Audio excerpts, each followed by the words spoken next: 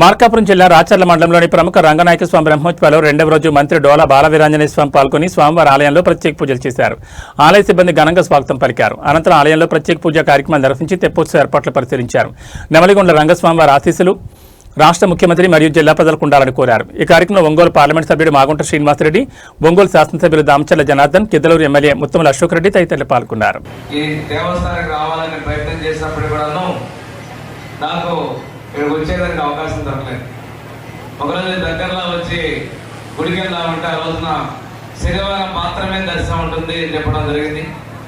ఏది ఏమైనా అశోక్ రెడ్డి గారు తప్పనిసరిగా ఈ 4 రోజుల్లో ఒకరోజు మీరు అవకాశం ఉంటుందని చెప్పడం, వారికి కూడా ఈరోజు దేవుడు స్వామివారి దర్శన అవకాశాన్ని కల్పించినందుకు తప్పనిసరిగా స్వామివారి కటాక్షాలు మనందరికీ ఉన్నాయని చెప్పి భావిస్తూ ఈ కళ్యాణోత్సవం పాల్గొనే అదృష్టం కలిగింది.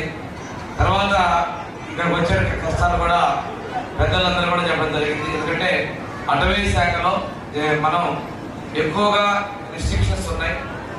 అదేవిధంగా ఇది చూస్తే చుట్టూ కొండలు ఇంతలో వస్తే బాగా డౌన్లో లోయలో ఉన్నటువంటిది ఆ నెమలిగుండం కూడా చాలా లోతుగా ఉందని చెప్పేసి ఇక్కడ అర్చక స్వామి కూడా తెలియజేయడం జరుగుతూ ఉంది. ఏది ఏమైనా ఇంత దూర ప్రాంతంలో ఫారెస్ట్ లో